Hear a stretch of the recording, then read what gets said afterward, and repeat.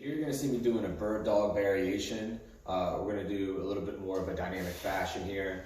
Again, importance of doing a bird dog just in general. I use it a lot for assessments, but here we're going to intensify it by actually having us move and do it. We're going to add a cognitive component to this. You're going to see as I go laterally. Biggest thing when you're doing it is you make sure your hands are stacked underneath your shoulders, your wrists are stacked underneath your shoulders, your knees underneath your hips. You're gonna make sure you punch that leg back, straight back. I'm not gonna bring it all the way up. I'm gonna make sure my back's as flat as possible. I'm gonna kind of, let's say, suck in your belly button, allow your core to engage, glute to engage. Then you're gonna bring your arms straight over your head on a straight line, not compensating for balance. And then you're gonna see me kind of move.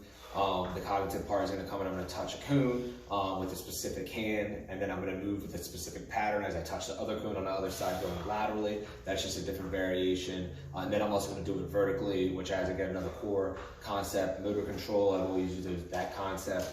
I talk about that a lot of coordination. We have to make sure our brain's working with the rest of our body to have correct mechanics and movement patterns just for daily life. So this is a way of doing it and intensifying your workout. If you're looking for a little more enhancement and performance enhancement. Here you're going to see me doing a bird dog variation. We're going to do a little bit more of a dynamic fashion here. Again, importance of doing a bird dog just in general. I use it a lot for assessments,